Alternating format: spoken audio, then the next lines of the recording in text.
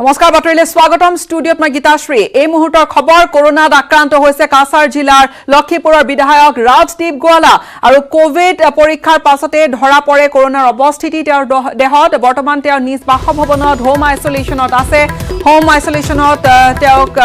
ৰখা হৈছে বা হোম আইসোলেশনত তেওঁ আছে আৰু শুকুৰবাৰৰ পৰা বিধায়ক গৰাকীয়ে জ্বৰত আক্ৰান্ত হৈছিল বিধায়ক ৰাজদীপ গোৱালা কৰোনা ভাইৰাছত আক্ৰান্ত হৈছে যদিও তেওঁৰ পৰিয়ালৰ বাকি সদস্যসকলৰ ৰিজাল্ট অৱশ্যে নিগেটিভ আহিছে কৰোনাত আক্ৰান্ত হৈছে লক্ষীপুৰৰ বিধায়ক ৰাজদীপ গোৱালা কোভিড পৰীক্ষাৰ পাছতে তেওঁৰ দেহত ধৰা পৰিছে কোভিড-19ৰ অৱস্থিতি বৰ্তমান তেওঁ নিজ বাসভৱনতে আইসোলেশনত আছে আৰু শুকুৰবাৰৰ পৰাই বিধায়কগৰাকী জ্বৰত আক্ৰান্ত হৈছিল অৱশ্যে বিধায়ক ৰাজদীপ গোৱালা কৰোনাত আক্ৰান্ত হৈছে যদিও তেওঁৰ পৰিয়ালৰ বাকি সদস্যসকলৰ ৰিজাল্ট কিন্তু নিগেটিভ আহিছে IPLৰ চেন্নাই ছুপাৰ কিংছ বৰা মুম্বাই ইণ্ডিয়ানছৰ মেচ চেন্নাই ছুপাৰ কিংছৰ সন্মুখত 163 ৰানৰ জয়ৰ লক্ষ্য নিৰ্ধাৰণ কৰি দিছে দলে আৰু 9টাকৈ উইকেট হেৰুৱাই 162 ৰান সংগ্ৰহ কৰিছে মুম্বাই ইণ্ডিয়ানছে মুম্বাইৰ সৰ্বাধিক ৰান কৰিছে সৌৰভ তিৱাৰীয়ে 31টা বলত 42 ৰান সংগ্ৰহ কৰিছে সৌৰভে আৰু মুম্বাইৰ হৈ সৰ্বাধিক 3টাকৈ উইকেট দখল কৰিছে লুংগি নিগদিয়ে ইতিমধ্যে কিছু সময় পিছতে বেটিং কৰিব চেন্নাই ছুপাৰ কিংছে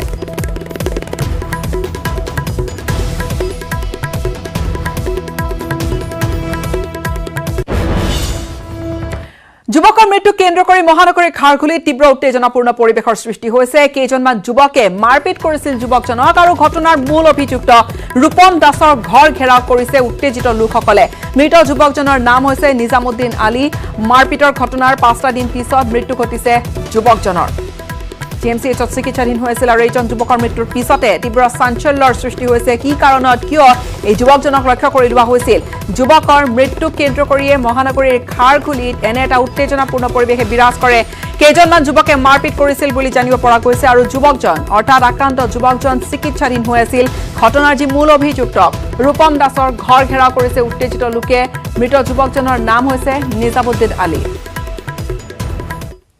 ঘটনাত জড়িত যি লোক দোষী আছে তেওঁলোকক আমি গ্ৰেপ্তাৰ কৰিম আৰু গ্ৰেপ্তাৰ কৰি আইনগতভাৱে যি ব্যৱস্থা ল'ব আছে সকলো ব্যৱস্থা লোৱা হ'ব আমি তদন্ত কৰি আছোঁ আৰু য'তেই অভিযুক্ত থাকিব তেওঁক আমি ধৰিম আৰু ধৰি যি আমাৰ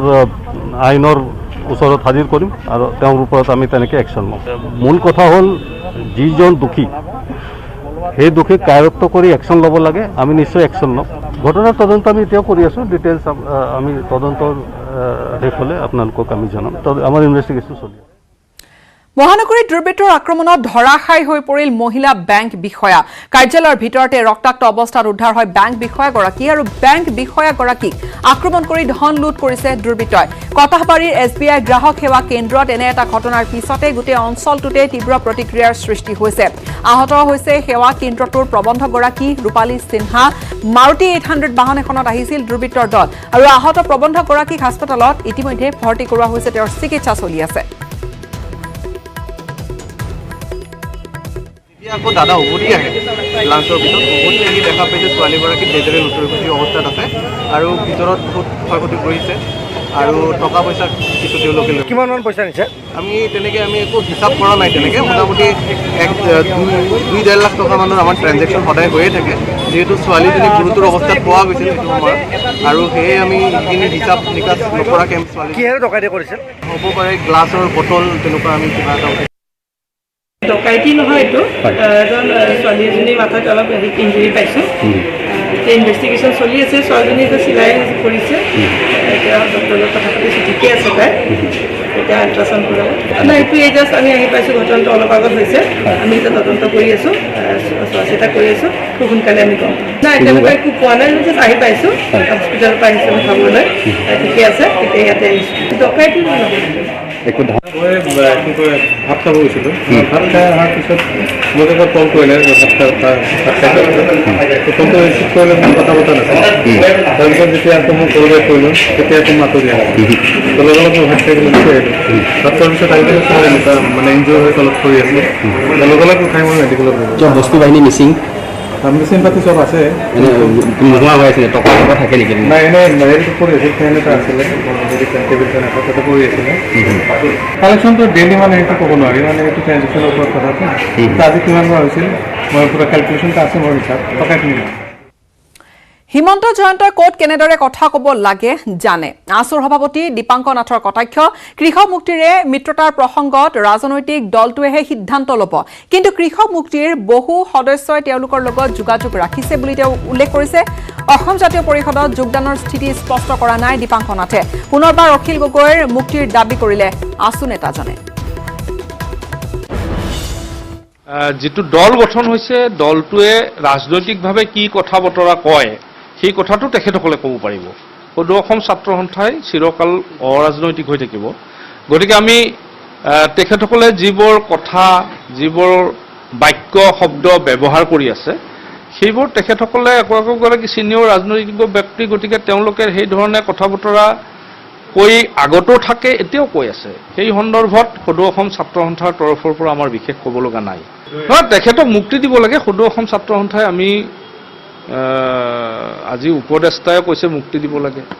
লুৰিণজ্যোতি গগৈও বাৰে বাৰে কৈ আছে মই নিজে কেইবাবাৰো কৈছোঁ গতিকে সদৌ অসম ছাত্ৰ সন্থাৰ আমি কেন্দ্ৰীয় নেতৃবৰ্গই কৈ আছোঁ যে অখিল গগৈক মুক্তি দিব লাগে আৰু বহুত ডাঙৰ ডাঙৰ অপৰাধীৰ মুক্তি হৈছে গতিকে অখিল গগৈ অসমৰ জাতীয় জীৱনৰ কাৰণে বিভিন্ন সময়ত মাত মাতি আছে গতিকে তেখেতৰ মুক্তি সকলোৰে কাম্য সময় এইখিনিতে এটা সময় বাণিজ্যিক বিৰতিৰ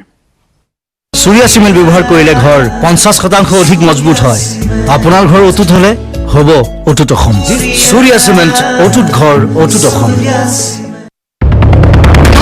আগবঢ়াইছে আনমোল মাৰি প্লাছ সলনি কৰক জীৱনৰ সোৱাদ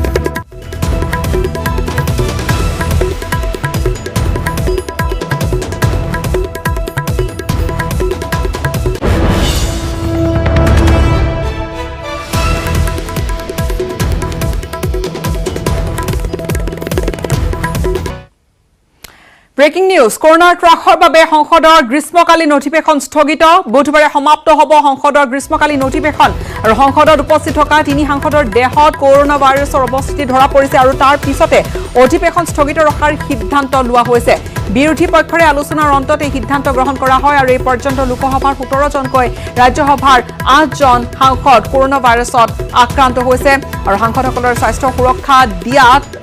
আৰোপ কৰা হৈছে অধিক গুৰুত্ব 18 দিনীয়াকৈ অনুষ্ঠিত হোৱাৰ কথা আছিল অধিৱেশন কিন্তু এই মুহূৰ্তৰ খবৰ যে কৰোনাৰ ত্ৰাসৰ বাবে সংসদৰ গ্ৰীষ্মকালীন অধিৱেশন স্থগিত বুধবাৰে সমাপ্ত হ'ব সংসদৰ এই গ্ৰীষ্মকালীন অধিৱেশন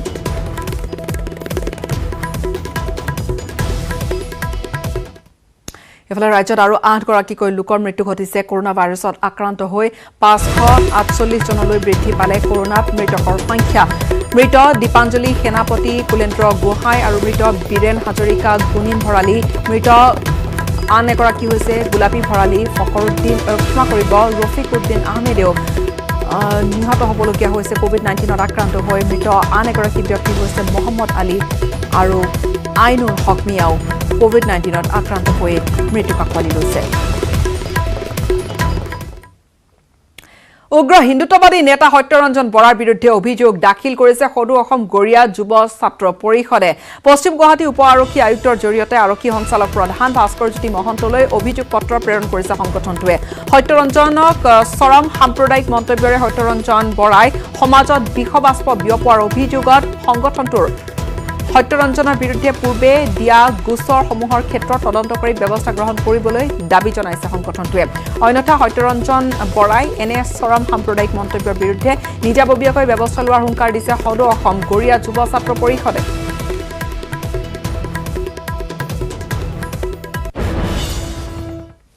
শিলচৰৰ বৰাক নৈ যুৱকৰ সলিল সমাধি কনকপুৰত মাছ ধৰিবলৈ গৈছিল যুৱকজনে এছডিআৰএফে অভিযান চলাই উদ্ধাৰ কৰিছে ইতিমধ্যে মৃতদেহটো মৃত যুৱকজনৰ নাম হৈছে এনামুল হক চৌধুৰী শিলচৰৰ ঘটনা বৰাক নৈ যুৱকে মাছ মাৰিবলৈ গৈয়ে মৃত্যুমুখত পৰে সলিল সমাধি এজন যুৱকৰ কনকপুৰত এই ঘটনা ঘটিছে কনকপুৰতে মাছ মাৰিবলৈ গৈছিল যুৱকজন আৰু ঠিক মাছ ধৰিবলৈ যাওঁতে যুৱকজন পানীত পৰিছিল এছডিআৰএফে বহু সময় ধৰি অভিযান চলাইছিল কিন্তু অভিযানৰ অন্তত মৃতদেহ উদ্ধাৰ কৰে যুৱকজনৰ নাম মৃত ব্যক্তিজনৰ নাম হৈছে এনামুল হক চৌধুৰী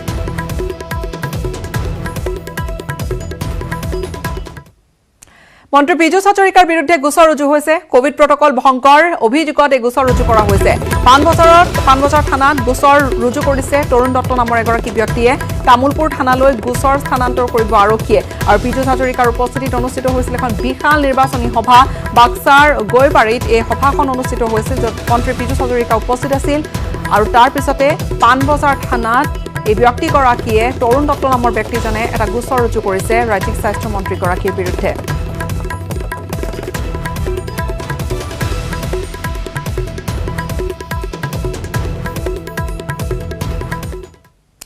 অৰুণাচল প্ৰদেশত পাহাৰ খহি ভয়ংকৰ জলপ্ৰলয় হৈছে প্ৰচণ্ড পানীৰ হুতে উটুৱাই লৈ গৈছে দুজনকৈ যুৱকক আৰু বানত উটি যোৱা দুজন যুৱক তেওঁলোক হৈছে বাটাওদৈ আৰু পূৰ্ণ ঠাকুৰীয়া ইতিমধ্যে পূৰ্ণ ঠাকুৰীয়া মৃতদেহ উদ্ধাৰ কৰিছে কিন্তু সন্ধান নাই আনজন নিখোজ হোৱা ব্যক্তিৰ অৰুণাচল প্ৰদেশৰ লেপৰাডা জিলাখনৰ দাৰি ৰাজচক্ৰৰ এয়া ভয়ংকৰ দৃশ্য দেখুৱাইছো কি ধৰণে তাত বিভীষিকা নামি আহিছে নিমিষতে পানী উটুৱাই লৈ গ'ল ঘৰ বাৰী সকলো আৰু এই যি ভয়ংকৰ এটা দৃশ্য পাহাৰ খহিছে আৰু তাত প্ৰলয় নামি আহিছে এগ নদীৰ বাঢ়নী পানীয়ে উটুৱাই লৈ গৈছে এগ দলঙৰ লগতে বহুখিনি ঘৰ বাৰী আৰু নদীৰ এটা ভাগত পাহাৰৰ ভূমিস্খলন হৈ পানীত আবদ্ধ হৈ পৰিছে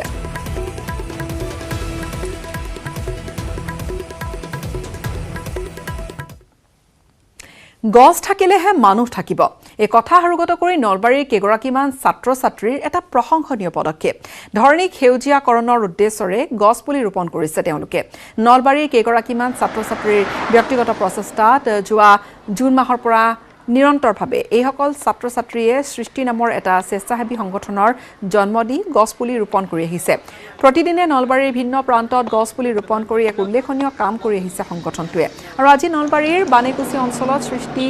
আৰু ভূমি সংৰক্ষণ বিভাগৰ উদ্যোগত বানেকুচি অঞ্চলত শতাধিক গছ পুলি ৰোপণ কৰা হয় এই দৃশ্য দেখুৱাইছো তেওঁলোকৰ এটাই উদ্দেশ্য সেউজীয়া অসম আকৌ সেউজীয়া হৈ থাকক আনহাতে সংস্থাটোৱে গছ পুলি ৰোপণৰ লগতে পুলিসমূহ যাতে কোনেও অনিষ্ট সাধন কৰিব নোৱাৰে তাৰ বাবে বেৰ দি সুৰক্ষা দিয়াৰ ব্যৱস্থাও কৰিছে আমাৰ লক্ষ্য এই যে অসমখন আমি সেউজ আছিল সেউজ কৰি ৰাখিব লাগে আপোনালোকেও আহক আমাৰ ওচৰলৈ আমি ইয়াত আপোনালোকক সাদৰে সম্বোধন জনাইছোঁ আমাৰ সৃষ্টিৰ অবিৰত যাত্ৰাত আপোনালোকৰ অংশীদাৰ হওক নৱপ্ৰজন্মৰ শক্তিৰ জৰিয়তে সৃষ্টি আগবাঢ়ি যাই থাকিব আৰু এই যাত্ৰা আৰম্ভ হৈছে আৰু অনাগত দিনত চলি থাকিব এই আমাৰ এই পদক্ষেপটো যাতে অসমৰ সকলো সৰু বিশেষকৈ সৰু ল'ৰা ছোৱালীৰ পৰা আৰম্ভ কৰি একেবাৰে ডাঙৰখিনিলৈ বিয়পি যায় তাৰ কাৰণে আমি চেষ্টা কৰিছোঁ ইয়াৰ সৈতে সময় হ'ল বাতৰিৰ পৰা বিদায় লোৱাৰ ধন্যবাদ